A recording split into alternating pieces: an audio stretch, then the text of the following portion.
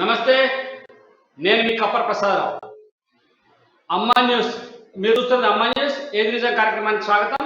ఈరోజు ఏది నిజం కార్యక్రమంలో మనం ఆంధ్రజ్యోతి దినపత్రికను చూద్దాం. ఆంధ్రజ్యోతి దినపత్రికలో ప్రధానమైనటువంటి వార్త జనం డబ్బు కాకు డప్పు.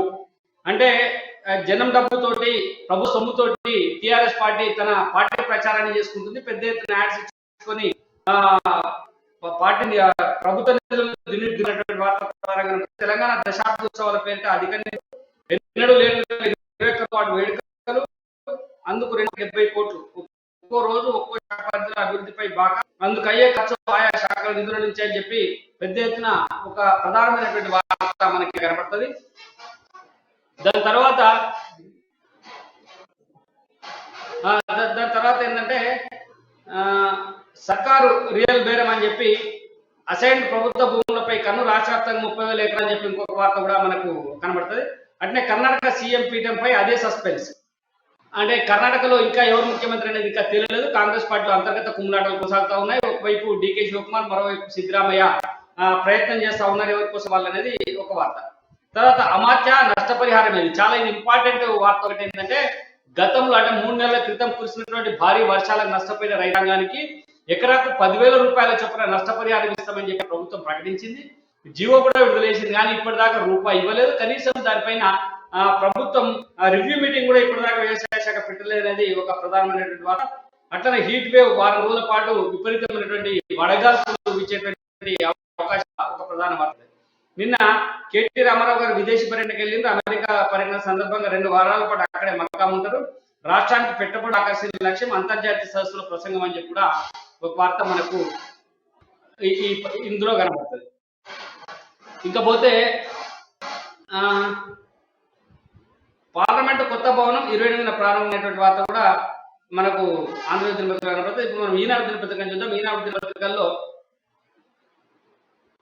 దినపత్రికలో హక్కులు లేవు చిక్కులే అని చెప్పి ప్రధానంగా ఏపీ హైకోర్టు సీజేకు 10 వార్త. హక్కులు లేవు చిక్కులే అని చెప్పి రెవెన్యూ శాఖ వద్ద పెండింగ్ లో 8.90 లక్షల దరఖాస్తులు ధరణి లావాదేవీలు కలకాలనేటువంటి వార్త కనబడుతుంది. అడవిలో ఒక రాత్రి అని చెప్పి మన పర్యాటక పథకాన్ని ప్రారంభించింది. అడవి అంటే ఒక రాత్రి మొత్తం అంతా అడవిలో ఉండి దాన్ని అడవి అందాలను చూసే విధంగా ఒక ఏర్పాట్లు చేస్తా ఉన్నారు. దాని అని చెప్పి రాష్ట్రంలో విపరీతమైనటువంటి వడగాల్పులు, విపరీతమైన వేడి వారం అవసరం కూడా ఒక వార్త. ఇంకా పీఠముడే కర్ణాటకలో ఇంకా పీఠముడి కొనసాగుతా ఉంది అనేటువంటి వార్త కూడా మనకు కనబడుతుంది. అసహాయులకు అండగా ఉంది అని చెప్పి వృద్ధాశ్రమాన్ని నెలకొల్పుతాం, సంబంధించినటువంటి అనేక సౌకర్యాలు కల్పిస్తామని చెప్పి ప్రభుత్వం చేసినటువంటి ఒక ప్రకటన కూడా మనకి దినపత్రికలో కనబడుతుంది.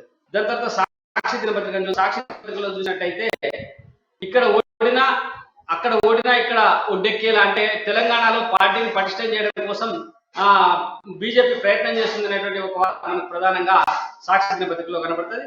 అట్లా 40.2 45.1 రాష్ట్రంలో సలసల అని చెప్పి పెద్ద ఎత్తున వడగట్టున్నటువంటి వార్త కూడా మనకు ఇలా సాక్షి దినపత్రికలో ఉంటే ఇది సాక్షి దినపత్రికలో వచ్చినటువంటి ప్రధాన వార్తలు. ఇక మనం ఒకసారి వెలుగు దినపత్రికను చూద్దాం.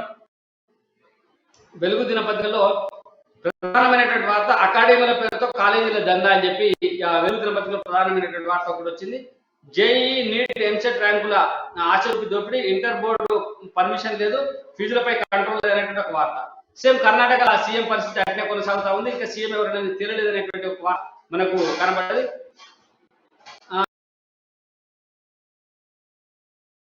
పోతే సిస్టమ్ ను మార్చేసినామని చెప్పి దరఖాస్తు మోడీ చెప్పినటువంటి ఒక వార్త కనబడుతుంది. తుక్కుకాయలు దొరకట్లేదని చెప్పి గాలిని మామిడికాయలని ఒక వార్త కూడా మనకు ప్రధాన కనబడుతుంది. చెరువుల్లో అడ్డగోలుగా తవ్వకాలనేటువంటి ఒక స్టోరీ మనం సాక్షి వెలుగు దినపత్రికలో చూడొచ్చు. ఇక పోయినట్టయితే మనం నమస్తే తెలంగాణ దినపత్రికలో ప్రధానమైనటువంటి వార్త నేడు విజయ గర్జన. అప్పుడు కరీంనగర్ లో జరిగినటువంటి సభ సంబంధించిన వార్త ఒకటి ప్రధానంగా కనబడుతుంది.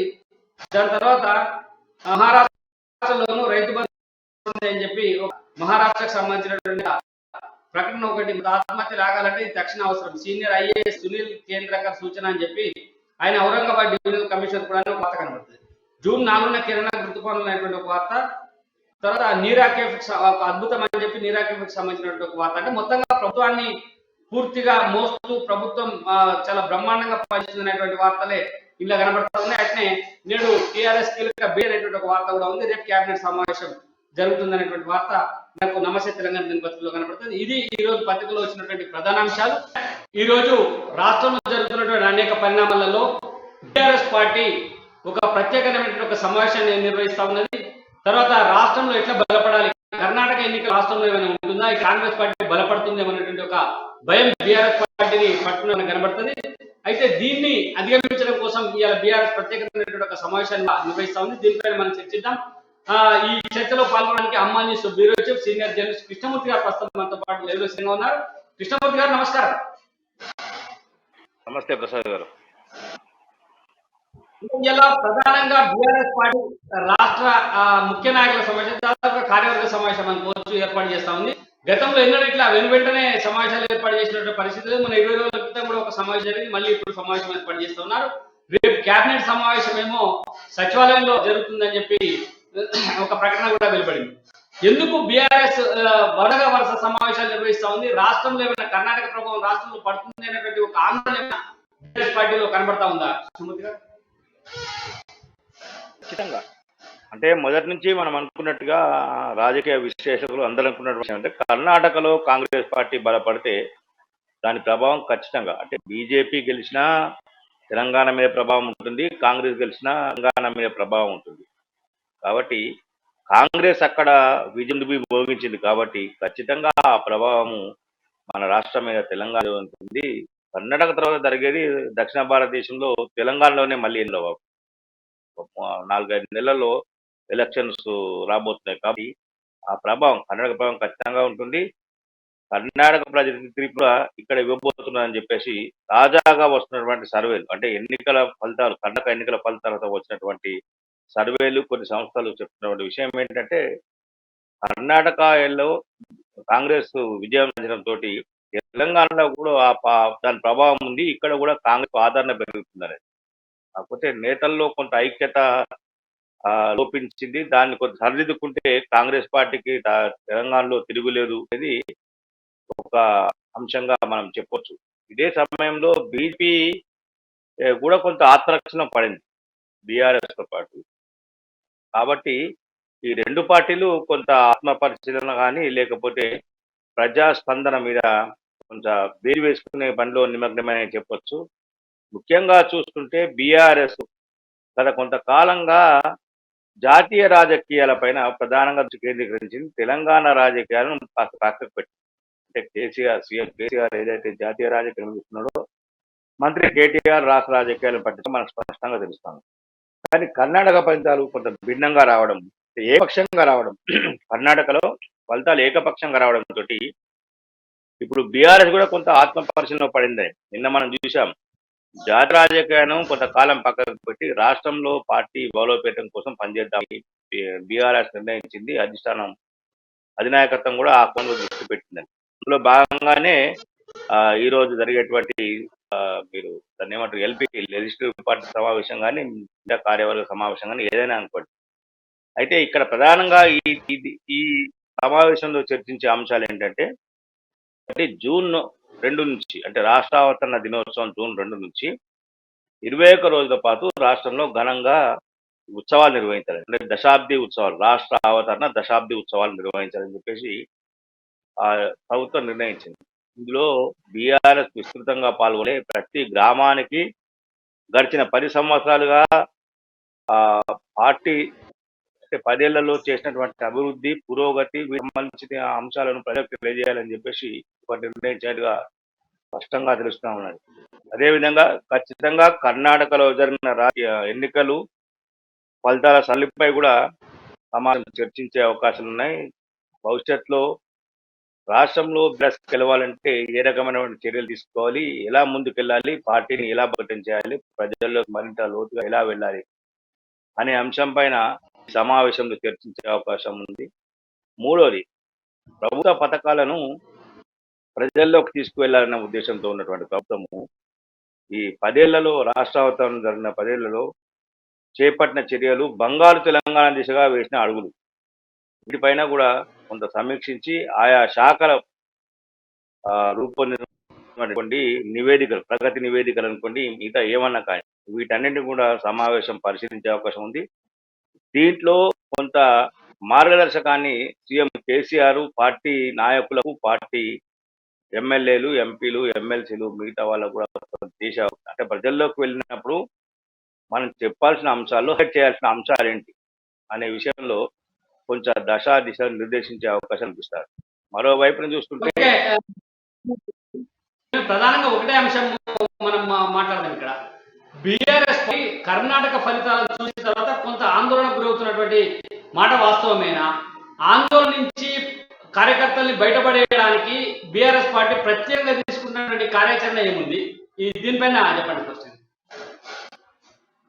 ఇప్పటికైతే ఆత్మీయ సమ్మేళనం జరుగుతూ ఉన్నాయి. వీటిని మరింత వాస్తవానికి ఆత్మీయ సమ్మేళనం నిర్వహించాలన్నప్పుడు కేవలం ఒక నెల రోజుల పాటు నిర్వహించాలని చెప్పి నిర్ణయించారు. ఈ లోపలనే కర్ణాటక ఫలితాలు వచ్చాయి. కొంత గందరగోళ పరిస్థితి ఏర్పడింది. పార్టీ శ్రేణుల్లో కొంత అయోమయ పరిస్థితి ఏర్పడింది. కర్ణాటకలో ఆ రకమైన ఫలితాలు ఏకపక్షంగా వచ్చాయి కదా, మరి ఇక్కడ ఏంటి 10 ఏళ్లలో కేసీఆర్ మీద కొంత ప్రజల్లో వ్యతిరేకత వస్తూ ఉన్నది అనే విషయంలో కొంత కార్యకర్తల్లో కొంత ఇంకా సందిగ్ధత ఉంది. ఫలితాల అనంతరం ఇంకెక్కువైనాయి సందిగ్ధత, ఈ సందేహాలు ఇంకెక్కువైపోయినాయి. కాబట్టి వీటిని నివారించేందుకు ఉద్దేశంలోనే విస్తృతంగా ఇప్పటికే చెప్పారు. మొన్న దాదాపుగా 3 వారాల క్రితం జరిగినటువంటి పార్టీ కార్యవర్గ సమావేశం కానీ, పార్టీ విస్తృత సమావేశంలో కానీ కేసీఆర్ చెప్పారు, ఎమ్మెల్యేలు, ఎంపీలు, ఎమ్మెల్సీలు ఎవ్వరూ హైదరాబాద్ లో ఉండొద్దు, మీ కార్యక్షేత్రాల్లో ఉండి ప్రజల్లోనే ఉండండి, నిరంతరం ప్రజలతో గడపండి. అది ఇప్పటికీ నాకు తెలిసిన మటుకు ఎవరు కూడా ప్రజలకు వెళ్ళి గ్రామాల్లో ఉన్న పరిస్థితులు నాకు కనబడతలేవు. వాళ్ళు ఇంకా హైదరాబాద్ లోనే ఉంటున్నారు. వాళ్ళకు మరోసారి గట్టిగా హెచ్చరిక జారీ చేసే అవకాశం ఉన్నాయి. అదేవిధంగా ప్రజల్లో నెలకొన్నటువంటి అంటే పార్టీ పట్ల ప్రజల్లో నెలకొన్న అభిప్రాయాలు తొలగించే పనిని ముమ్మరం చేసే కార్యక్రమాన్ని ఇక నుంచి పట్టే అవకాశాలు కనిపిస్తా ఉన్నాయి. దీనికి సంబంధించినటువంటి ఏ రకంగా ప్రజలకు వెళ్ళాలి, ప్రజల అనుమానాన్ని ఏ విధంగా నిర్వహించాలి, డబుల్ బెడ్రూమ్ ను కొంతవరకు ఇచ్చాము, కొంతవరకు ఇవ్వలేదు, ఎందుకు ఇవ్వలేపాము, కారణాలు ఏంటి అనే విషయాన్ని ప్రజలకు తెలియజేసేది, వాళ్ళను ఒప్పించి మెప్పించేందుకు ఏ రకమైనటువంటి చర్యలు తీసుకోవాలనే విషయంలో కొంత కేసీఆర్ మార్గదర్శనం చేసే అవకాశాలు కనిపిస్తా ఉన్నాయి. ముఖ్యంగా చూస్తుంటే కర్ణాటక ఫలితాల అనంతరం రాష్ట్రంలోనూ కాంగ్రెస్ కి కొంత బలపడుతుంది అన్న సంకేతాలు వస్తూ ఉన్నాయి. కర్ణాటక ఫార్ములానే ఇక్కడ కూడా అమలు చేయాలని చెప్పేసి కాంగ్రెస్ పార్టీ నిర్ణయించగా మనకు ఇప్పటి వరకు వస్తుంటే సందేశాలు, వార్తలు.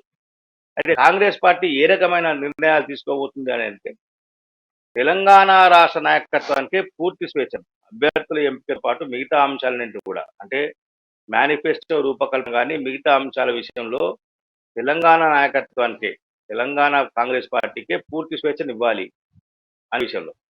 ఇలా ఇచ్చినప్పుడు ప్రధానంగా కాంగ్రెస్ పార్టీ తన మేనిఫెస్టోలో పేర్చేది ఏంటంటే ఇప్పటివరకే యూత్ డిక్లరేషను, రైతు డిక్లరేషను రెండింటిని ప్రకటించింది. యూత్ డిక్లరేషన్ లో 3000 భృతి ఇస్తానటువంటి టీఆర్ఎస్ పార్టీ ఇవ్వకుండా వెనక్కు వెళ్ళింది. ఇప్పుడు కాంగ్రెస్ పార్టీ అధికారంలోకి వస్తే 4000 ఇస్తామని చెప్పారు. దీన్ని ఆ కాంగ్రెస్ పార్టీ హైలైట్ చేసే అవకాశం, కాబట్టి దీన్ని అధిగమించేందుకు ఏ విధంగా తీసుకోవాలి.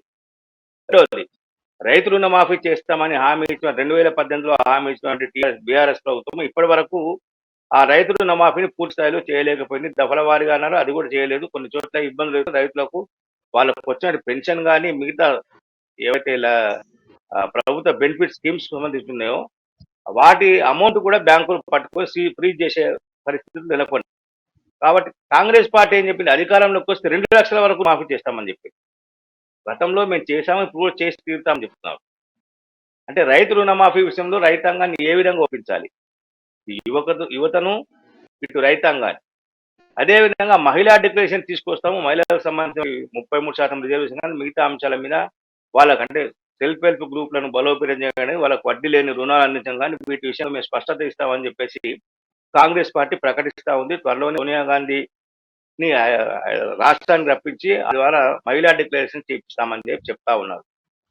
మహిళా డిక్లరేషన్ లో ఏ అంశాలు పొందుపరచనున్నారు అనే విషయాలను కొంత చర్చించిన తర్వాత మహిళల కోసం రాబోయే కాలంలో బీఆర్ఎస్ ప్రభుత్వం ఏం చేయబోతుంది అనే విషయంలో స్పష్టత ఇవ్వాల్సిన అవసరం ఉంది. దీని విషయంలో కూడా ఇక్కడ చర్చిస్తారని నేను అనుకుంటున్నాను.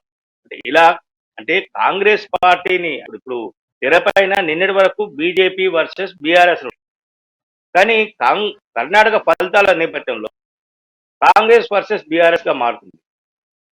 కాబట్టి అంటే రాష్ట్రంలో ఆ రకమైనటువంటి గ్రోత్ అనేది కాంగ్రెస్ పార్టీల మధ్య వ్యత్యాసం అనేది కొంత పెరుగుతా ఉన్నది కాబట్టి దాన్ని దృష్టిలో పెట్టుకున్నటువంటి బీఆర్ఎస్ నేతలు ఈ కోణంలోనే పార్టీ రాష్ట్ర నాయకులకు, ఎమ్మెల్యేలకు, ఎమ్మెల్సీలకు, ఎంపీలకు, మిగతా రాష్ట్ర నాయకులకు, రాష్ట్ర కార్యవర్గ సభ్యులకు కానీ మిగతా వాళ్ళకు, జిల్లా నాయకులకు ఈ ఈ అంశం మీద కొంత గైడ్ లైన్స్ ఇచ్చి, కొంత మార్గదర్శకాలను ఇచ్చి, వాళ్ళను ముందుకు వెళ్ళి ప్రజల్లోకి వెళ్ళేందుకు, అంటే ప్రజల్లోకి విస్తృతంగా ప్రచారం చేసేందుకు, ప్రజల్లోకి విస్తృతంగా వెళ్ళేందుకు కావాల్సినటువంటి కార్యాచరణను ఇచ్చి, దానికి సంబంధించినటువంటి ఒక రోడ్ మ్యాప్ను కూడా వాళ్ళకు ప్రకటించి ముందుకు వెళ్ళే అవకాశం ఉన్నాయి. అంటే ఇకల్లో ఏ రకంగా కాంగ్రెస్ పార్టీని ఢీకొట్టాలి, కాంగ్రెస్ పార్టీ ఢీకొట్టాలంటే ఏ రకమైనటువంటి చర్యలు తీసుకోవాలి, దిద్దుబాటు చేయంటిది అనే విషయంలో కొంత మేధోమదనం జరిగే అవకాశం ఉన్నాయని మనకు స్పష్టంగా అర్థమవుతా ఉన్నది.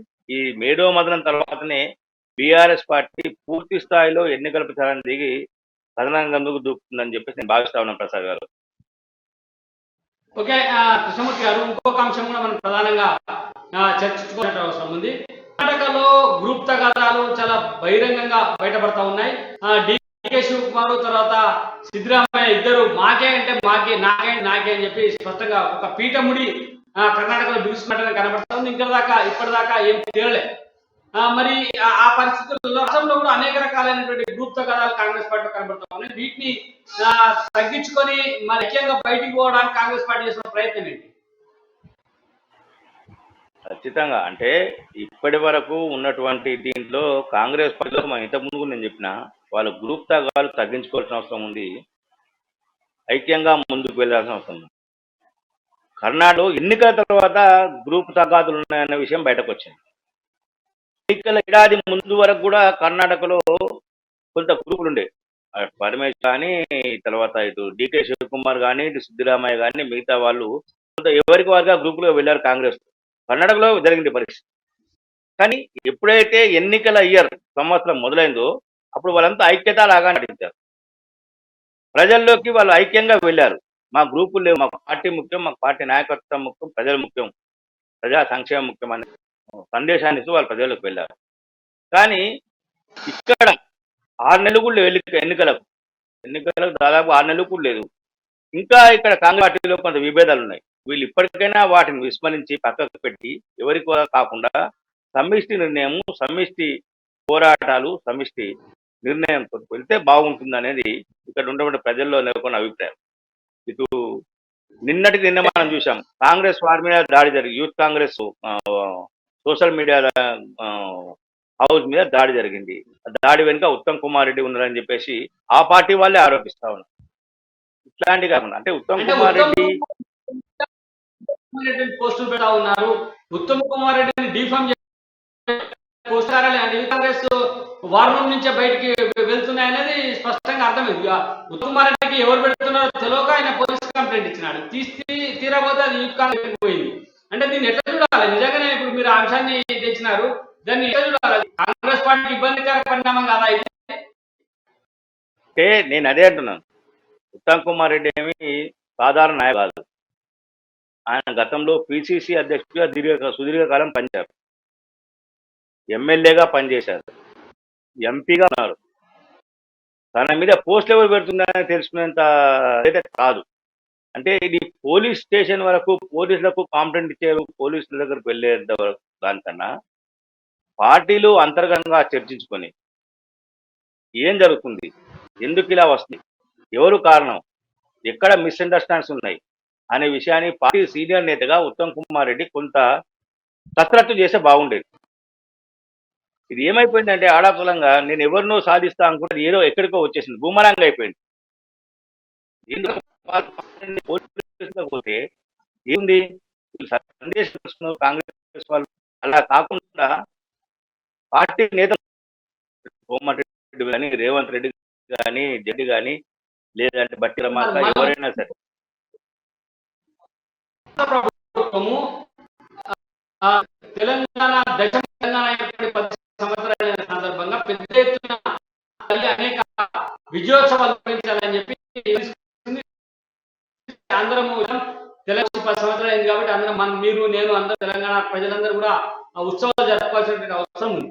కానీ ప్రభుత్వ ఖజానా నుంచి డబ్బుల్ని ఖర్చు పెట్టి ప్రచారం చేసుకోవాలనేటువంటి ఒక ప్రణాళిక రూపొందినట్టుగా మన వార్తలు వస్తూ ఉన్నాయి. అంటే కేవలం కారు గుర్తును ప్రజల్లోకి తీసుకుపోవడం, బీఆర్ఎస్ పార్టీని ప్రజల్లోకి తీసుకుపోవడం, కేసీఆర్ మళ్ళీ సీఎం గా రావాలి అనేటువంటి ఒక ప్రచారాన్ని ఉధృతం చేయడం కోసం పార్టీ నిధుల్ని ఖర్చు పెట్టకుండా ప్రభుత్వ నిధుల్ని ఖర్చు పెట్టే ఒక కొత్త ప్రణాళికను రూపొందించినట్టుగా తెలుస్తుంది. దీన్ని ఎట్లా చూడాలి? అంటే ఇది నాకు తెలిసి ఇది కొత్తది కాదు. ప్రభుత్వ కార్యక్రమాలలో పార్టీలను విమర్శించడం, ప్రతిపక్ష నాయకులను ప్రతిపక్షం దుమ్మెత్తిపోయడం అనేది బీఆర్ఎస్ నాయకులకు అది పరిపాటిగా మారింది. మీరు గమనించండి, సిరిసిల్లలో మన మంత్రి కేటీఆర్ అభివృద్ధి కార్యక్రమాలను ప్రారంభించారు.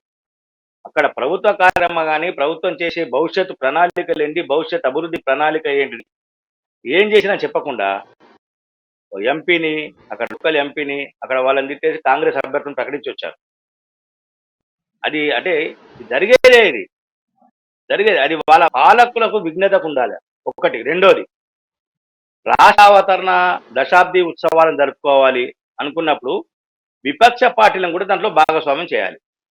కానీ ప్రభుత్వం చేసే పరిస్థితిలో ఉందా? రాష్ట్రంలో ఏ అంశం మీదైనా విపక్షాలను పరిగణలోకి తీసుకుంటుందా ఈ ప్రభుత్వం?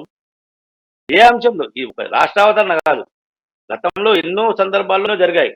ఏ అంశం మీద తీసుకుందా? ఇది ఊహించడము, మనం ఆలోచించడము, ఆశించడము అత్యాశే. మనము వీళ్ళు చేస్తారు అనేది అది అందరూ ఊహించుకునేది. అది అసలు ఈ దశాబ్ది ఉత్సవాల్లో తెలంగాణ సాధించిన ప్రగతి ఏమిటి? ప్రజలకు ఫస్ట్ మన ఉద్యమ ట్యాగ్ లైన్ ఏంటిది? నీళ్లు, నియామకాలు, నిధులు. ఈ మూడు. నిధులు హరించుకుపోయి అప్పుల పాలయ్యాం. నీళ్లు ఇక్కడ ఉన్నాయి, అక్కడే ఉన్నాయి. ఏదో చూపిస్తున్నాం, ఫోటోలు పెట్టి పర్యాటక కేంద్రాలుగా చేశాం. కాళేశ్వరం ప్రాజెక్టు ప్రముఖ పర్యాటక కేంద్రంగా మార్చాం. కానీ నీళ్ళ ధర ఉపయోగమా? నియామకాలు ఎంతమందికి ఇచ్చారు? నియామకం 10 ఏళ్లలో ఎంతమందికి ఇచ్చారు? 10 ఏళ్లలో ఏడాదికి 10,000 ఇచ్చారు. వీళ్ళు 1,00,000 మందికి. ఏమన్నంటే మేము పురోగతి సాధించాం. అంటే ప్రభుత్వం చేస్తుంది కాబట్టి మనం కూడా పాటించాలి. కాబట్టి మనం కూడా అట్లా భాగస్వాములు కావాలి. కానీ ప్రభుత్వం చేసేది ఒకటి, చెప్పేది ఒకటి. కేజీ టు పీజీ విద్య బలవంతంగా అందిస్తాం, సమస్య లేదని చెప్పారు. ఎవరికైనా అందా? కార్పొరేట్ కళాశాలలు విశృంఖలం సృష్టించి, కొరడాలు జరిపించి, ఇష్టానుసారిగా అప్పులు వసూలు చేస్తుంటే ఫీజులను నియంత్రించే దాఖలాలు లేవు. ప్రభుత్వం పట్టించుకోదు ఫీజు నియంత్రణలో. ఇక్కడ ఉచిత విద్య ఎక్కడికి వచ్చింది? అందరికీ ఉచిత వైద్యం అందుతుందా? ఉస్మానియా ఆసుపత్రికి వెళ్ళండి, అక్కడ పరిస్థితి ఏంటో చూడండి. పందికొక్కులు, ఎలకలు, పిల్లులు, కుక్కలు ఒక్కట ఉస్మానియా ఆసుపత్రి. రోజులు ఉండాల్సిన ఉస్మానియా ఆసుపత్రిలో ఎప్పుడు పెచ్చులు తెలుసలేదు, ఎవరి మీద పడితే తెలుసలేదు. గాంధీ హాస్పిటల్ కట్టారు. ఏ హాస్పిటల్లో వెళ్ళండి, అక్కడ ఎవరికైనా సాధారణ మీరు ఓపీ బ్లాక్ లో పోయినండి, గాంధీ హాస్పిటల్ ఓపీ బ్లాక్ లో చూడండి, ఎంత దుర్గంధం ఉంటుంది, ఏముంటుంది. చేశాం చెప్తారు, చెప్పడం వేరు. ఎక్కడ జరుగుతుంది? హైదరాబాద్ కు నలువైపులా 4 100 పడకల హాస్పిటల్ వస్తాయన్నారు. వచ్చినాయా? నిర్మించారా 10 సంవత్సరాలు? హైదరాబాద్ చుట్టూ ఎయిర్పోర్ట్లు వస్తున్నాయని చెప్పారు. వచ్చినాయా? గ్రామాల నుంచి మండల కేంద్రానికి డబల్ రోడ్లు. ఎంసీఆర్ లో పెట్టి తెలంగాణ ముఖ్యమంత్రిగా బాధ్యత చేపట్టిన తర్వాత ఉన్నతాధికారులతో మీటింగ్ పెట్టేసి ఒక రూట్ మ్యాప్ ఇచ్చారు. గ్రామాల నుంచి మండల కేంద్రాలకు డబల్ రోడ్లు. గ్రామ జ్యోతి గ్రామ జ్యోతి అనేటువంటి కార్యక్రమంలో గ్రామంలోకి వెళ్ళి గ్రామం యొక్క మ్యాప్ వేసి గ్రామంలో ఎక్కడెక్కడ ఏ అభివృద్ధి జరగాలి, ఎక్కడ ఇబ్బంది ఉంది, ఎక్కడ రోడ్డు డెవలప్ చేయాలి, ఆ భవనాలు నిర్మించాలనేటువంటి ఒక కార్యక్రమాన్ని కూడా ప్లాన్ చేసినారు. ప్రణాళిక బాగానే ఉంది. ఊర్లకు చాలా మంది అధికారులు పోయినారు, గ్రామ జ్యోతి ప్రణాళికలు అవి అన్నారు. కానీ అది ఎక్కడేసిన గొంగడ కానీ ఎక్కడ ముందు కదలేదు. అంటే ఈ ప్రభుత్వము 10 సంవత్సరాలు అవుతున్న సందర్భంగా తెలంగాణ ఇప్పటిదాకా టీఆర్ఎస్ పార్టీ అధికారంలో ఉంది. టీఆర్ఎస్ పార్టీ చేస్తున్నటువంటి ఏ ఒక్క అంటే వాళ్ళ మేనిఫెస్టోలో పేర్కొన్నటువంటి విషయాన్ని కూడా ముందుకు తీసుకుపోలేదనేది స్పష్టంగా అర్థమవుతుంది. ఇదేనా చెప్పాల్సింది? ఖచ్చితంగా ఏది చేయలేదు. కాకపోతే ప్రభుత్వం ఏదో చేశా అని తెలుసుకుంటుంది. కాబట్టి మనం కూడా దాంట్లో అంటే రాష్ట్రం సుదీర్ఘకాలం జరిగినటువంటి పోరాటంలో ఎంతో మంది అమరులైన నేపథ్యంలో రాష్ట్రం అవతరించింది. ఆ ఒక్క సంతోషం తప్ప మిగతా ఏవి అసలుకు లేవు మన దగ్గర. ప్రజలకు ఇచ్చిన భాగాన్ని కానీ ఓకే. ప్రజల సమస్యల మీద కానీ ఏది పోరాటం చేయలేదు, ఏది జరగలేదు కూడా. ఇంకొక ముఖ్యమైనటువంటి అంశం ఒకటి ఉంది కృష్ణమూర్తి గారు, ఈ రోజు ప్రధానంగా పత్రికల్లో వచ్చినటువంటి వార్త. అదేంటంటే గత 3 నెలల క్రితం, 2-3 నెలల క్రితం భారీ వర్షాలు కురిసినాయి. రైతాంగం అంతా అతలాకుతలం అయిపోయింది. కొన్ని లక్షల ఎకరాల్లో పంట నష్టం జరిగింది. ముఖ్యమంత్రి గారు హెలికాప్టర్ వేసుకొని పర్యటనకు వెళ్ళినారు. రైతుల భుజాల మీద చేతులు వేసి రైతులను హక్కున చేర్చుకొని వాళ్ళ కన్నీళ్లు తుడిచి మీకు నష్టపరిహారం తాము మీకు ఇబ్బంది లేకుండా చూస్తామని చెప్పినారు. వెంటనే ఆయన హైదరాబాద్కి వచ్చే వరకే జీవో కూడా విడుదలైంది. ఎకరానికి 10,000 రూపాయలు ఇస్తుంది. కానీ ఇప్పటిదాకా ఒక్క రైతు కూడా రూపాయి కూడా నష్టపరిహారం లేదు. ఒకటి, దాని తర్వాత మళ్ళీ 2 సార్లు భారీ వర్షాలు పంటలు విపరీతంగా నష్టపోయినాయి. మామిడికాయలు పూర్తిగా రాలిపోయినాయి. ఎక్కడ కూడా రైతాంగం తీవ్రంగా నష్టపోయింది. అదొక అంశం. తర్వాత ఇప్పటిదాకా ఇష్టమైన నష్టపరిహారం రూపాయి ఇవ్వకపోతే రెండోసారి మూడోసారి పడేటువంటి వర్షాలకు సంబంధించిన అంచనా కూడా ఇంకా వేయలేదు. దీన్ని ఎట్లా చూడాలి కృష్ణమూర్తి గారు? ఈ ప్రభుత్వం దేనికి ప్రాధాన్యత ఇస్తుంది? రైతాంగం యొక్క కోసం ఎందుకు పట్టించుకోవట్లేదు? ప్రభుత్వాన్ని దగ్గర ప్రణాళిక అంటూ లేదు, స్పష్టమైన ప్రణాళిక. ప్రభుత్వం ఈ అంశాన్ని పట్టించుకోదు. కంటి తుడుపు చర్యలు, ఓన్లీ అటెన్షన్ డైవర్షన్, దృష్టి మళ్లించడం అంటారు. పోలీసు పరిభాషలో చెప్తుంటారు అప్పుడు పోలీసు వాళ్ళు, అటెన్షన్ డైవర్షన్ అంటే 10 రూపాయలు వాడేసి 1,00,000 రూపాయలు తీసుకుపోతాడు. ఈ రకమైన అంటే ఒక సమస్య తెరకి రాగానే ఆ సమస్య తిరమరుగు చేసేందుకు ఇంకో సమస్యను తెస్తున్నాం. ఇంకో సమస్య రాగానే మరి ఇంకో సమస్య, అంటే ఆ సమస్యలు రాకుండా ఈ సమస్యలన్నీ వచ్చి చర్చకు వచ్చే సమయంలో ఏదో రాజకీయ కోణంలో ఒక అంశాన్ని ముందు తీసుకొస్తున్నారు. పైకి రాజకీయమైనటువంటి అంశాన్ని తీసుకొని దాని మీద చర్చకు పోతున్నారు. ఈ రకంగా అంటే ప్రభుత్వము, మీరు ఒక రైతాంగం గురించి కాదు, ఏ వర్గాన్ని పట్టించుకోవట్లేదు ప్రభుత్వం. ఒక రైతులు అంటే రైతులను ప్రధానంగా వాళ్ళను ఆదుకోవాల్సిన బాధ్యత ఉంది. రైతు బీమాను అమలు చేస్తే సమస్యలే ఉండేవి కావు. రైతు బీమాను అమలు చేయరు. పంట ఉత్పత్తిని అంచనా వేసినా ఈ కళ్ళాలలో ఉన్నటువంటి ధాన్యం వర్షానికి కొట్టుకపోవడము, వర్షానికి నాని మొలకలు రావడం ఉండదు. దాన్ని అంచనా వేయలేరు. పంట ఉత్పత్తిని కూడా అంచనా వేసే సామర్థ్యం ఈ ప్రభుత్వానికి లేదనేది ఒక స్పష్టం అవుతా ఉంది. ఏ ప్రాంతంలో ఏ పంట పడుతుంది, ఏ రకమైన ఉత్పత్తులు వస్తున్నాయి, దాన్ని ఎలా మార్కెట్ చేసుకోవాలి అనే యోజన కూడా ప్రభుత్వానికి లేదు.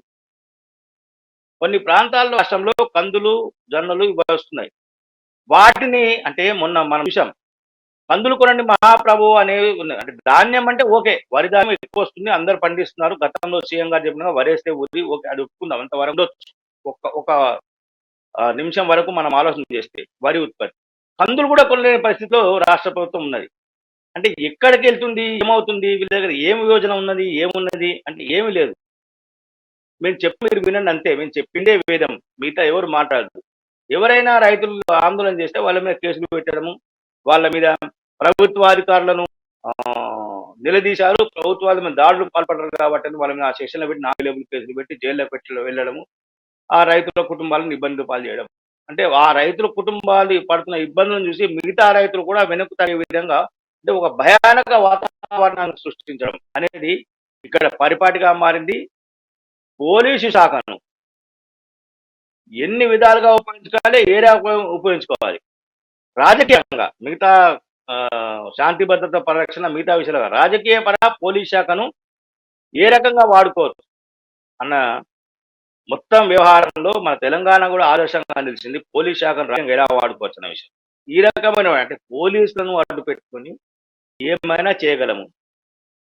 ప్రజల్లోకి మనం ఒక్కటి గమనించాలి, ధాన్యం కళ్ళాల్లో రోడ్ల మీద కుప్పలకు తిప్పలుగా ఉన్న సమయంలో రాష్ట్రలోని నాయకులు, ఎమ్మెల్యేలు కానీ, ప్రజాప్రతినిధులు కానీ, ఎంపీపీలు కానీ, జెడ్పీలు కానీ మిగతా వాళ్ళు ఎవరైనా సరే వీళ్ళంతా రైతుల దగ్గరికి వెళ్ళి వాళ్ళ మార్కెట్ కమిటీలలో రైస్ మిల్లర్ల దగ్గర కూర్చుండి వచ్చిన ధాన్యాన్ని వెంటనే కాంటా వేపించి వాళ్ళకి కావాల్సిన డబ్బులు ఇచ్చే విధంగా చర్యలు తీసుకుంటే కొంత రైతాంగానికి ఉపశమనం వస్తుంది, రైతులు కూడా సంతోషం వ్యక్తం చేస్తారు. ఒక నియోజకవర్గం చెప్పండి, ఒకవైపు ఏమో కోసినటువంటి వరి ధాన్యం సంచుల్లో ఉంది, రెడీగా ఐకేపీ కేంద్రాలకు వచ్చింది, లేకపోతే రైతుల ఇళ్ల వద్ద ఉంది, లేదా కల్లాలో రోడ్ల మీద ఉంది. అది కొనుగోలుకు అనేక రకాల ఇబ్బందులు ఎదురవుతాయి, అదొక కార్యక్రమం. రెండో వైపు ఏంటంటే నష్టపరిహారం అప్పుడు అంచనా మేరకే 10 లక్షల ఎకరాలు, ఇప్పుడు అది ఇంకా ఇంకో 10 లక్షల ఎకరాలు పెరిగే ఉంటుంది.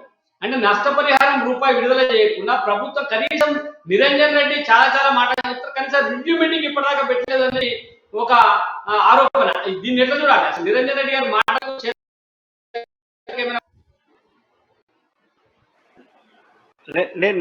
నేను అదే చెప్పదలుచుకున్నాను. రాష్ట్ర ప్రభుత్వంలో ప్రణాళిక లేదు. వ్యవసాయ శాఖ వద్ద ప్రణాళిక ఉంటే ఆ వ్యవసాయ శాఖ సదరు మంత్రికి ఒక నివేదిక సమర్పిస్తుంది. దాని మీద మంత్రి ఒక రివ్యూ చేయడం కానీ, లేకపోతే దాని కొంత ఆదేశాలు ఇవ్వడం కానీ, సిఎస్తో మాట్లాడి ఏం చర్య తీసుకోవాలనే విషయంలో ఒక నిర్ణయానికి వచ్చే అవకాశాలు ఉన్నాయి. అసలు వ్యవసాయ శాఖ దగ్గర నివేదికలే లేవు. జిల్లాల వారిగా కానీ, మండల గ్రామాల వారిగా కానీ వాళ్ళ పంట ఉత్పత్తి ఏంటి, ఎంత పంట వస్తుంది, ఎంత వేశారు, ఏందనేది వాళ్ళ దగ్గర ఉన్నా. వాళ్ళు ఉన్నప్పుడు వీళ్ళ వచ్చేది, వీళ్ళ వరకు వచ్చేది. ఓలి వాళ్ళ దగ్గర లేవు. రాష్ట్ర ప్రభుత్వం ఆ కోణంలో వ్యవసాయ శాఖను ఆదేశించి వ్యవసాయ శాఖను పర్యవేక్షించేందుకు ఏమైనా ఏర్పాటు చేసిందా? గాలి వదిలేసి, రైతాంగాన్ని గాలికి వదిలేసి మేము రైతులకు మేలు చేస్తున్నామా అంటే ఓకే, చెప్పడానికి బాగానే ఉంటది, పత్రికలో రాయడానికి కూడా బాగానే ఉంటుంది. ఆ వ్యాఖ్యలు, ఎత్తి ప్రాసలు అవన్నీ కూడా బాగానే ఉంటాయి, చెప్పడానికి రాయడానికి బాగానే ఉంటాయి. క్షేత్రస్థాయిలో రైతులకు ఉనగూరే ప్రయోజనం ఏంటిది అనేది కొంత ఆలోచన చేయాలి కదా. రైతులకు మనం ఏ మేరకు మేలు చేశాము? ఒక రైతు మేము చేయడంతోటి ఆ రైతుకు 10,000 ఇచ్చాము, భద్రాచలం వెళ్ళారు, భద్రాచలం ముంపురైంది, అక్కడ 10,000 ఇచ్చారా? జీవో విడుదల చేసి ఇంతవరకు రాలేదు కదా 10,000 వరకు. మిగతా పార్టీలు పోరాటం చేసి తీవ్రంగా నష్టపోయింది, ఇబ్బందులు ఎదుర్కొంటా ఉంది, ప్రభుత్వం పట్టించుకోవట్లేదు, ఇదొక అంశం. కానీ రైతాంగానికి మద్దతుగా అటు బీజేపీ కానీ ఇటు కాంగ్రెస్ కానీ ఏమైనా ఆందోళన కార్యక్రమాలు చేసినా, ప్రజల్లోకి వెళ్ళినా, ప్రభుత్వాన్ని మెడలు వంచడం కోసం చేసినటువంటి కార్యక్రమాలు ఏమైనా ఉన్నాయా కృష్ణమూర్తి గారు? ఇంట్లో ప్రతిపక్షాలు విఫలమైన అని చెప్పి అనుకోవచ్చా? బీజేపీ కాంగ్రెస్ ఏదైనా కావచ్చు. కొంతవరకు ప్రతిపక్షాలు పోరాటం చేస్తున్నాయి. ఒక్కటి మనం గమనించాలి ప్రసాద్ గారు, ప్రతిపక్ష నాయకులు మేము మార్కెట్ కమిటీలోకి పోతామంటారు. వాళ్ళని బోనిస్తున్నారా పోలీస్ శాఖ? వాళ్ళని ఎక్కడక్కడ అడ్డుకుంటున్నారు కదా. వాళ్ళు రైతుల దగ్గరకు పోయి మాట్లాడతామంటున్నారు, వాళ్ళు రానియట్లేదు. అంటే ఇట్లా అంటే వాళ్ళు చేయరు, అమ్మ పెట్టదు తినని వాళ్ళు అనే వ్యవహారం లాగా తయారైపోయింది ప్రభుత్వం చేయదు. ఎవరైనా రైతులకు భరోసాగా నిలుద్దాము, అండగా నిలుద్దాం అనుకున్నప్పుడు వాళ్ళని బోనియట్లేదు.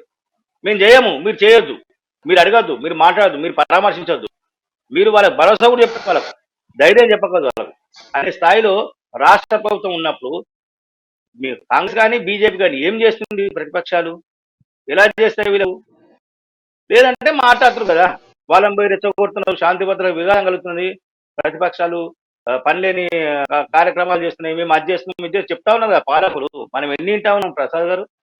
వినట్లేదా మనం? చాలా వరకు ప్రతిపక్ష పరకు ఏం పనేం లేదు, వాళ్ళు రైతులు రెచ్చగొడుతున్నారు, రైతులు అది చేస్తున్నారు.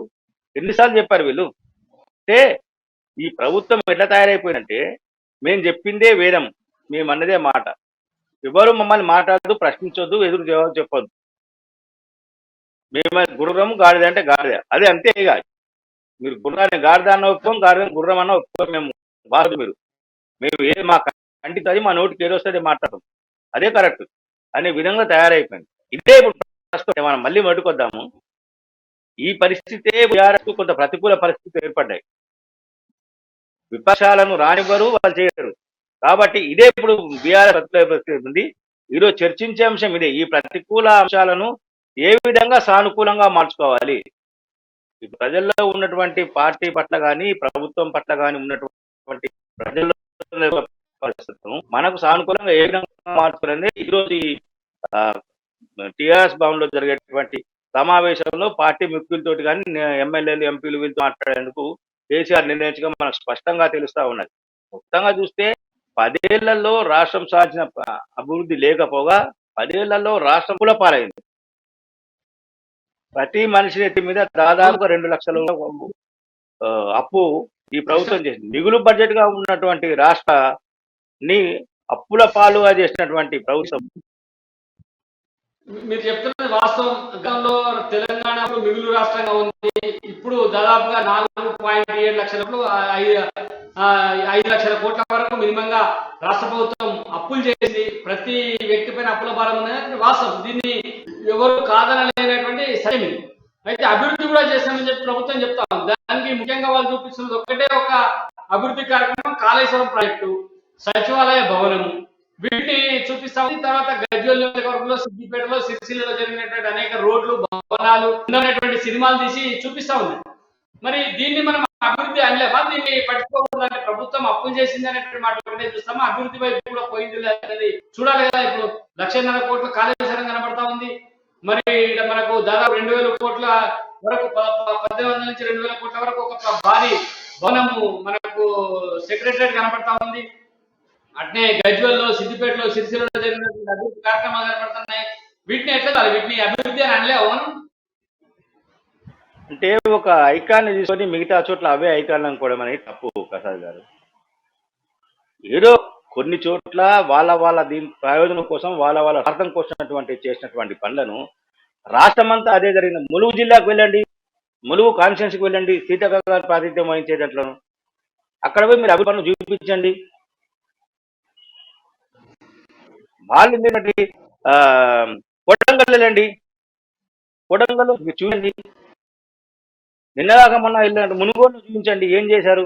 మొన్న గెలిచిరు కదా ఉప ఎన్నికల్లో, మునుగోడులో ఏం చేశారు చూపించండి. అంటే అభివృద్ధి అనేది కొన్ని నియోజకవర్గాలు, అంటే కొన్ని అంటే ఆ 3 నియోజకవర్గాలు తప్ప మిగతా ఎక్కడా అభివృద్ధి జరగలేదు. అభివృద్ధి అనేది అభివృద్ధి అంటే భవనాలు కట్టుకొని, రంగులు వేసుకొని, కలర్స్ చేసుకొని, మల్టిపుల్ కలర్ చేసుకొని, గ్రాఫిక్స్ డిజైన్స్ తోటి ఫోటోలు తీసి ఇవ్వడం కాదు. అభివృద్ధి అంటే పేదవాడికి బుక్కడి అన్నం నోట్లకు వెళ్ళే విధంగా చేసుకునేటువంటి కార్యక్రమాలు.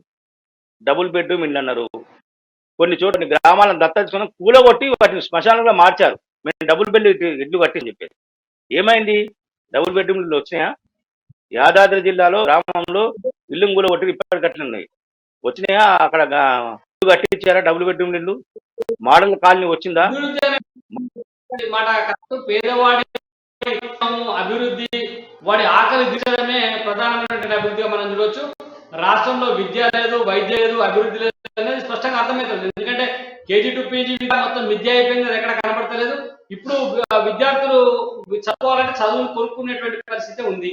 వైద్యం అందుతలేదు. గాంధీ బాలు, ఉస్మానియా బాలేదు, ఏ నియోజకవర్గాలలో భవనాలు కట్టినా కూడా ఆ వైద్య సిబ్బంది లేక మందులు లేవు, వైద్యం బాలేదు. అంటే విద్యనే, వైద్యము అందడం లేదు.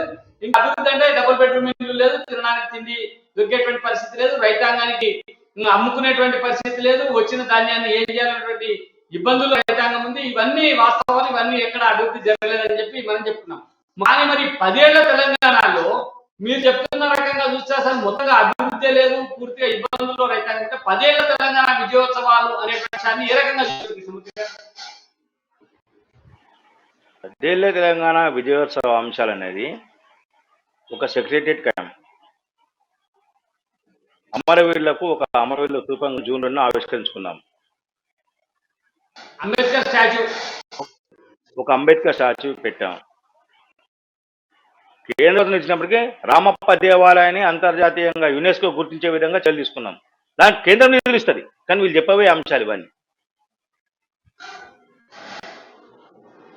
మెట్రో మేము సాధించాం. మెట్రో ఎవరు చేశారు ఏందని తెలుసు. మెట్రో మనం సాధించాం. మిగతా నగరాలకు మెట్రోని విస్తరించాలనుకున్నాం, కానీ కేంద్రం సహకరించడం లేదు. దీన్ని ప్రజలు గుర్తించాలి. ఇట్లాంటివి వీళ్ళు చెప్పదలుచుకున్నాం. ఖచ్చితంగా ఇట్లాంటివి వీళ్ళు చెప్పదలుచుకున్నాం. మిగతా ఏముండదు. మేము అభివృద్ధి చేయాలనుకున్నాం. బయ్యారం స్టీల్ ప్రాజెక్ట్, ఇక్కడ బయ్యారంలో స్టీల్ ప్లాంట్ పెడతామన్నటువంటి కేంద్ర ప్రభుత్వం వెనక్కి వెళ్ళింది. మేము దాన్ని పెడదామనుకున్నప్పుడు కేంద్రం సహకరించలేదు. ఈ 10 ఏళ్ల పండుగ నెగటివ్స్ ప్రచారం చేసి మేము చేద్దామనుకున్నాం, చేయలేదు. కేంద్రం ముఖాలు అడ్డుపెట్టింది కాబట్టి అభివృద్ధి జరగలేదనేటువంటి ఏకైక అంశాన్ని ప్రచారం చేయడం కోసం ఈ కార్యక్రమాన్ని తీసుకుంటున్నాం. సరే, ఇది ఒకవైపు చూద్దాం. మరి ప్రభుత్వం ఎన్ని వేల కోట్ల రూపాయలు దీనికోసం ఖర్చు పెడతా ఉంది, ఏ రకమైనటువంటి కార్యక్రమాలు తీసుకుంటా ఉంది ఆలోచిద్దాం. ఇంకో అంశం అదేంటంటే రాజకీయ పరమైనటువంటిది. కర్ణాటక ఎన్నికల తర్వాత రాష్ట్రంలో భారతీయ జనతా పార్టీకి పెద్ద ఎదురు దెబ్బ కలిగింది అనుకోవచ్చా, లేకపోతే పార్టీని పునర్నిర్మించడం కోసం అంటే లేదా ఆ కార్యకర్తల్లో మరింత స్థైర్యం నింపడం కోసం ఆ పార్టీ ఏ రకమైనటువంటి యాక్టివిటీ తీసుకుంటుందో ఒకటి. కర్ణాటక ఎన్నికల తర్వాత కాంగ్రెస్ లో ఏమైనా జోష్ పెరిగిందా, కాంగ్రెస్ పార్టీ ఐక్యంగా ముందుకు పోయి మళ్ళీ ప్రజలలో కాంగ్రెస్ పార్టీ వస్తుంది అనేటువంటి ఒక భావనను కల్పించేటువంటి అవకాశాన్ని మనం వీటిని చర్చిద్దాం. ముందుగా బీజేపీ కర్ణాటక ఎన్నికల తర్వాత రాష్ట్రంలో కొంత వెనుకబడింది అనేటువంటి ప్రచారం వాస్తవమేనా? అందులో బీజేపీని మరింత ముందుకు తీసుకుపోవడం కోసం కేంద్ర నాయకత్వం ప్రత్యేక దృష్టి సారించింది, ఇక్కడ అనేక రకాల కార్యక్రమాలు తీసుకుంటుంది అనేటువంటి వార్తలు వస్తా ఉన్నాయి. దీన్ని ఏ రకంగా చూడాలి కృష్ణమూర్తి గారు? గత 4 సంవత్సరాలు అంటే పార్లమెంటు ఎన్నికలు పూర్తయిన 4 నెలలకు 5 నెలలకు కేంద్ర హోంమంత్రి అమిత్ షా వచ్చారు. తెలంగాణ మీద ప్రత్యేక దృష్టి పెట్టినాం, ఈసారి మేము చేస్తామని చెప్పారు. ప్రతి 3 నెలలకు నేను వస్తున్నాను, ఖచ్చితంగా ఇక్కడ పార్టీ శ్రేణులకు నేను ఉత్సాహం నింపుతాను, మీ పార్టీని బలోపేతం చేద్దామని చెప్పేసి చెప్పారు. కానీ ఇంతవరకు ఆ కార్యాచరణ సాధ్యం కాలేదు. అక్కడ అంటే వాళ్ళకు అంటే కేంద్ర మంత్రిగా ఆయనకు ఉన్నటువంటి అమిత్ షా గారికి ఉన్నటువంటి సమస్యలు కానీ ఆయనకున్న అపాయింట్మెంట్స్, బిజీ షెడ్యూల్ వాటికి దానికి ఒప్పుకోవచ్చు. ఇక్కడ కర్ణాటక ఎన్నికల తర్వాత బీజేపీ డీలా పడింది, ఇది వాస్తవం. ఎవరు అన్నా కాదన్నా ఖచ్చితంగా డీలా పడింది. ఆ నాయకులలో కొంత అంతర్మదనం అయితే మొదలైంది. ఏం జరుగుతుంది, మనం ఏం చెప్పాము, ఏం చేస్తున్నాం, ఏం జరుగుతుంది? కర్ణాటకలో పార్టీ పూర్తిగా విఫలమైంది. కర్ణాటకలో నాయకత్వ లేమితోటి పార్టీ చతికిలపై కేవలం మోడీ ఫోబియాను ఆధారం చేసుకుని ఆ ఎన్నికలకు వెళ్ళాము. తెలంగాణలోనూ అదే తరహా పరిస్థితులు ఉన్నాయి. కొంత నాయకత్వం బలంగా ఉన్నప్పటికీ మోడీ ఫోబియా అనేది వీళ్ళకి వేరే ఏం చేసిందేం లేదు. వీళ్ళు ఓన్లీ అంటే మోడీ చరిష్మాను ముందుకు పెట్టుకుని వీళ్ళు ప్రజల్లోకి వెళ్ళాలని బలంగా నిన్న వరకు నమ్మారు. అంటే కర్ణాటక ఎన్నికల ఫలితాలు వస్తే ఖచ్చితంగా మోడీ చరిష్మానే వీళ్ళకు ఆధారం అయ్యేది, మోడీ చరిష్మా వీళ్ళకి ఫస్ట్ అయ్యేది. కానీ కర్ణాటకలో మోడీ చరిష్మాని పనిచేయకపోవడంతో ఇప్పుడు వీళ్ళు పునరాలోచన పడ్డారు. మోడీ చరిష్మాతో పాటు ఇంకా మిగతా అంశాలను ఏవి తీసుకోవాలి అంటే ప్రజలలో ప్రభావితం చేసేటువంటి, ప్రజల్లో బీజేపీ బలంగా వెళ్ళాలంటే మోడీ చరిష్మా తప్పుడు మిగతా అంశాలు ఏం తీసుకోవాలనే విషయంలో ఆలోచన వాళ్ళు పడ్డారు. ఈ విషయంలో అధిష్టానం కూడా కొంత పార్టీ నాయకులతో ఈ నిన్న బండి సంజయ్ కూడా ఢిల్లీకి వెళ్ళినట్టు ఈటల అక్కడే ఉన్నారు. అంటే వీళ్ళు ఇదే అంశం మీద జాతీయ నాయకత్వం రాష్ట్ర నాయకత్వానికి ఒక దిశ నిర్దేశించే అవకాశాలు కనిపిస్తా ఉన్నాయి. అయితే ఇక్కడ కూడా మీరు కాంగ్రెస్ లో ప్రజాస్వామ్యం ఎక్కువ ఉంది కాబట్టి ఓపెన్ గా వస్తారు. ఇది అసమ్మతి రేవంత్ మీద. ఒక మాట కృష్ణమూర్తి గారు ప్రతిసారి ఇదే చెప్తా ఉంటారు, కాంగ్రెస్ లో ప్రజాస్వామ్యం ఉంది, కాంగ్రెస్ లో ప్రజాస్వామ్యం అంటే ఎదురుగా పడి ఒకరినొకరు తిట్టుకోవడమా? ప్రజాస్వామ్యం అంటే గ్రూపులు కట్టి మొత్తంగా పార్టీని కూల్చడం కోసం ప్రయత్నం చేయడం చెప్పిండ్రు. ఉత్తమ్ కుమార్ రెడ్డి గారు కాంగ్రెస్ కార్యకర్తలపై పోలీస్ కేసుగా కంప్లైంట్ ఇవ్వడం ఏంది అంటే దీన్ని ప్రజాస్వామ్యం బరాఖున్ మాఫా కోసం చెప్పినటువంటి ప్రత్యేక కార్యక్రమాలు ఏమున్నాయి? రేపు అధిష్టానం ప్రత్యేకమైనటువంటి దృష్టి పెట్టి కాంగ్రెస్ పార్టీని ఇక్కడ రక్షణ చేసేటువంటి అవకాశాలు ఏమైనా ఉన్నాయా? ఖచ్చితంగా. ఏదైతే ఎన్నికల ముందు కర్ణాటకలో ఐక్యతారాగం పాటించారో కర్ణాటక కాంగ్రెస్ నాయకులు, ఇక్కడ ఆ స్థితి రావాలి. దానికి కావాల్సిన కాయకల్ప చికిత్స అంటారా, లేకపోతే చికిత్స అంటారా, ఏమంటారు దాన్ని? అంటే ఆ రకమైన చికిత్సను ప్రారంభించిందని చెప్పొచ్చు కాంగ్రెస్ అధిష్టానం. ఇందులో భాగంగానే కొంతకాలంగా అంటే రేవంత్ పిసిసి నాయకత్వాన్ని పూర్తి స్థాయిలో 200% వ్యతిరేకించినటువంటి కోమటిరెడ్డి వెంకటరెడ్డి కొంత రేవంత్ సన్నిహితం కావడం. ఇప్పుడు వచ్చినటువంటిది ఏంటంటే, ఇప్పుడు నిన్నటి వరకు కోమటిరెడ్డి వెంకటరెడ్డి ఓపెన్ అటు పార్టీలో జరిగిన కొన్ని అంటే పార్టీ నాయకత్వం మీద కాదు, అంటే రాష్ట్ర నాయకత్వం మీద కొంత వ్యతిరేకత చూపింది, కానీ ఆయన జాతీయ నాయకత్వం మీద ఎప్పుడు వ్యతిరేకత చూపలేదు. ఇప్పుడు కోమటిరెడ్డి వెంకటరెడ్డి రాష్ట్ర నాయకత్వం మీద కొంచెం తగ్గినట్టుగా మనకు స్పష్టంగా తెలుసు గత నెల 2 నెలల కాలంలో మనం పరిశీలిస్తే. అయితే ఉత్తమ్ కుమార్ రెడ్డి కూడా కొంత తన మనసులో ఉన్నప్పటికీ దాన్ని బయటకు రావట్లేదు. దీన్ని కొంత ప్యాచప్ చేసే పనిని అధిష్టానం మొదలుపెట్టిందని మనం చెప్పవచ్చు కాంగ్రెస్ పార్టీ. ఇదే సమయంలో వీళ్ళంతా కూడా ప్రజల్లోకి రాష్ట్ర ప్రభుత్వ ప్రజా వ్యతిరేక నిర్ణయాల మీద మరింత బలంగా వెళ్లాల్సిన అవసరం ఉంది కాంగ్రెస్ పార్టీ. అది ఏ రూపంలో, ఆందోళన రూపంలో వెళ్తారా, లేకపోతే ఇంకా వెయ్యి రూపాయలు ఎంత అనేది వాళ్ళు నిర్ణయించుకోవాల్సిన అవసరం ఉంది. అంతర్గతంగా వాళ్ళు ఒక సమావేశం తీసుకొని చర్చించుకొని వచ్చేది ఎన్నికల మాసాలు, సంవత్సరాలు కూడా కాదు, మాసాలే, ఇక 6 నెలలే ఉంది కాబట్టి వీళ్ళు ఈ 3 నెలలు 2 నెలలు చేసుకొని మొత్తంగా వీళ్ళు ఐక్యంగా ఉన్నామని ప్రజల్లో బలంగా వినిపించాల్సిన అవసరం ఉంది. కాంగ్రెస్ అధిష్టానం కూడా కొంత చర్యలు తీసుకోవాల్సి ఉంది. రాష్ట్ర నాయకులకు కొంత సూచనలు సలహాలు కూడా ఇవ్వాల్సిన అవసరం ఉంది.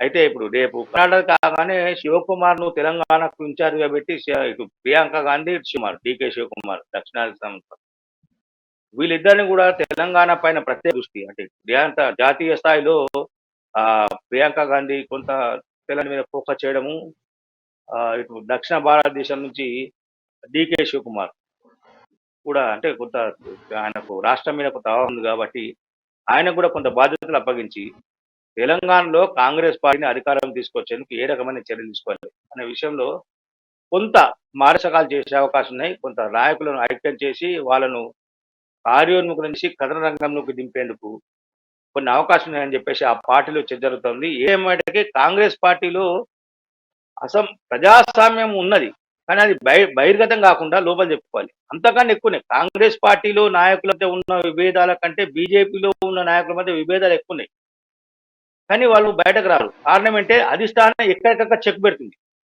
ఒక పార్టీ రాష్ట్ర నాయకుల మీద ఆరోపణ చేయగానే ఆ నాయకులకు వెంటనే ఫోన్ చేసి మందలిచ్చడము అని సర్ది చెప్పడం కానీ బుజ్జగించడం కానీ చేస్తా ఉన్నారు. కానీ కాంగ్రెస్ పార్టీలో లేదు, వాళ్ళని స్వేచ్ఛగా మాట్లాడుకుంటాడు అని చెప్పేసి అధిష్టానం వదిలేస్తుంది. ఇది ఇక్కడ అంటే కాంగ్రెస్ కు బీజేపీకి ఉన్న తేడా ఇదనమాట. కాంగ్రెస్ పార్టీలో రాష్ట్ర నాయకుల మీద అభిప్రాయ భేదాలు ఉన్నాయి, బీజేపీ రాష్ట్ర నాయకుల అభిప్రాయ భేదాలు ఉన్నాయి. కానీ బీజేపీ అధిష్టానం ఎప్పటికప్పుడు కంట్రోల్ చేస్తూ వాళ్ళు తమ చేతిలో పెట్టుకొని ఎవరిని ఎప్పుడు పగ్గం వేయాలి, ఎవరిని ఎప్పుడు ముందుకు వదలాలి వాళ్ళు నిర్ణయిస్తా ఉన్నారు, చేస్తా ఉన్నారు. ఇక్కడ కాంగ్రెస్ పార్టీలో అధిష్టానం పూర్తిగా వదిలే స్వేచ్ఛ, అంటే అది పూర్తి స్వేచ్ఛ ఇచ్చి ప్రజల్లో ఒక రకమైనటువంటి వాతావరణాన్ని తీసుకెళ్లే ప్రయత్నాలు జరుగుతూ ఉన్నాయి. కాబట్టి ఇక్కడ దానికి విపరీతం. రాబోయే ఎన్నికల్లో చెప్పండి.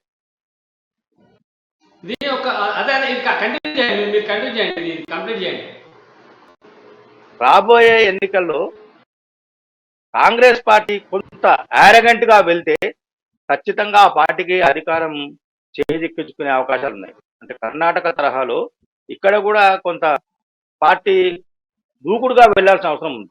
ఇప్పుడున్న దీంట్లో కాకుండా మరింత రెట్టింపు ఉత్సాహంతో వెళ్లాల్సి ఉంది. నిత్యం గాంధీ భవన్ కలకలాడే విధంగా గాంధీ భవన్ కు ప్రతి ఒక్క నాయకుడు రావాలి, ప్రతి ఒక్క కార్యకర్తను కలవాలి, ప్రతిరోజు ఏదో ఒక ప్రోగ్రాంకు ఆందోళన కార్యక్రమాలు తీసుకోవాలి. దానికి ఎవరో ఒక రాష్ట్ర స్థాయి నాయకులు వెళ్ళాలి. ప్రతి జిల్లాలో పార్టీ శ్రేణులు అయితేయాలి, ప్రతి మండలాల్లో పార్టీ నాయకులను కలవాలి, ఉత్సాహం నింపాలి. పార్టీని వదిన వాళ్ళు ఎవరు వాళ్ళతో మాట్లాడాలి. ప్రస్తుతం ఉన్న పరిస్థితిలో కాంగ్రెస్ మినహా మిగతా లేదని వాళ్ళకి నచ్చజెప్పి ఒప్పించే విధంగా కృషి చేయాలి. ఇది చేస్తే తప్ప కాంగ్రెస్ పార్టీ ఐక్యంగా ఉందని ప్రజల్లో బలంగా వెళ్ళదు. ఇప్పటికీ కాంగ్రెస్ పార్టీకి దాదాపు 20% ఓటింగ్ ఉన్నది. నాయకులు లేకపోవచ్చు, కానీ క్షేత్రస్థాయిలో కొన్ని సాంప్రదాయ ఓటర్లు వాళ్ళు కాంగ్రెస్ పార్టీకి తప్ప మిగతా పార్టీ ఓట్లేయము అనే దీంట్లో ఉన్నారు. వాళ్ళందరినీతో పాటు ఇంకొక 20% ఓటింగ్, కనీసం 15% ఓటింగ్ తెచ్చుకున్న కాంగ్రెస్ పార్టీ బయటపడే అవకాశం ఉంది, అధికారంలోకి వచ్చే అవకాశం ఉంది. కాబట్టి ఈ దిశలో కాంగ్రెస్ తీసుకోవాల్సిన అవసరం ఉంది. ఈ దిశలో కాంగ్రెస్ పార్టీ కృషి చేయాల్సిన అవసరం. వనరులను గురించి తెలియజెప్పడం కోసం కేటీ రామారావు గారు అమెరికా వెళ్ళారు. జల వనరుల సదస్సులో ఆయన ప్రసంగిస్తారు. కాళేశ్వరం పైన, మిషన్ కాగా మిషన్ భగీరథల పైన ప్రయాణిస్తారు. అసలు ఏంటి జల వనరులకు దీనికి కేటీ రామారావు గారికి సంబంధం ఏంటి? మన దగ్గర ప్రత్యేకంగా ఇంకో మంత్రిత్వ శాఖ ఉంది. కాళేశ్వరం మొత్తం కేసీఆర్ మన హరీష్ రావు గారి కనుసన్నల్లో జరిగింది. ఇక్కడ అనేక మంది నిపుణులు ఉండగా ఎందుకని కేటీ రామారావు గారు పోయి అమెరికాలో ఈ ప్రజెంటైన్ చేయాల్సినటువంటి అవసరం వచ్చింది? ఇది నిజమైనటువంటి ఆహ్వానాలా, లేకపోతే ఏదైనా అక్కడ ఉండేటువంటి ఒక చిన్న సంస్థలు పిలుస్తున్నటువంటి ఆహ్వానాలా? దీన్ని ఎట్లా చూడాలి కృష్ణమూర్తి గారు? డిఫాక్టో సీఎం అని అంటారు. మనం గతంలో చాలా సార్లు ఈ అంశం మీద చర్చించుకున్నాం. కేటీఆర్ వ్యవహార శైలి. హైదరాబాద్ లో చిన్నపిల్లలు చనిపోతే కేటీఆర్ మాట్లాడరు, పురపాలక శాఖ మంత్రి వారు. గురించి మాట్లాడారు. ఆ చిన్నపాటి వర్షం కురిస్తే హైదరాబాద్ జలమయం అవుతుంది, దాని గురించి వారు స్పందించరు. అవును. మున్సిపాల్ చేయని పనులను ప్రైవేటు వ్యక్తులు, ప్రైవేటు సంస్థలు, ఎన్ఆర్ఐలు చేసుకుంటే వాటిని కూల్చేస్తారు, దాని గురించి మాట్లాడారు. ట్విట్టర్ పెట్టినా స్పందించరు. అంటే తనకు మారిన ఏం పనులు లేదు అన్ని చేస్తూ ఉంటారు ఆయన. కృష్ణమూర్తి గారు, మీరంటే ఇక్కడ దేని గురించి స్పందించారు కానీ డిఫాక్టో సీఎం గా ఉన్నాడు కాబట్టి అమెరికా పోయి జనాల మీద మాట్లాడుతున్నారు అని అదేనా మీరు చెప్పాల్సింది? ఖచ్చితంగా ఇది ఖచ్చితంగా రాష్ట్రంలో ఉన్నటువంటి రాజకీయ పరిస్థితి. ఎటువంటి అవగాహన లేకుండా జలవనరులలో ఇలాంటి కార్యాచరణ లేకుండానే ఆయన ప్రపంచ జలవనరుల మీద ఒక ప్రజెంటేషన్ ఇవ్వడం కోసం పోయినటువంటి వ్యక్తి కేటీ రామారావు గారు కేవలం కేసీఆర్ కొడుకు కాబట్టి డిఫాక్టో సీఎం ఇది సాధ్యమవుతుంది అనేది స్పష్టంగా మనకు కృష్ణమూర్తి గారి మాటల ద్వారా అర్థమవుతా ఉంది. మనం చూసినాం రాష్ట్రంలో అనేకమైనటువంటి రాజకీయ పరిణామాలు చోటు చేసుకోబోతా ఉన్నాయి. కర్ణాటక ప్రభావం రాష్ట్రంలో పడేటువంటి అవకాశాలు అని చెప్పి ఆ నిపుణులు చెప్పారు. బీజేపీ కానీ కాంగ్రెస్ పార్టీ కానీ దాన్ని అవకాశంగా తీసుకొని మళ్ళీ జనంలో పోవడం కోసం ఒక ప్రత్యేక కార్యాచరణ రూపొందిస్తా ఉంటే ప్రభుత్వ నిధులతోటి పార్టీ ప్రచారం చేసుకోవడం కోసం 10 సంవత్సరాల పండుగ చేసుకోవడం కోసం ప్రజల్లోకి వెళ్తున్నట్టుగా స్పష్టంగా అర్థమవుతుంది. ఇది ఈ రోజు ఎదిరించే కార్యక్రమం. మళ్ళీ రేపు ఎదిరించే కార్యక్రమం మళ్ళీ మనం కలుద్దాం.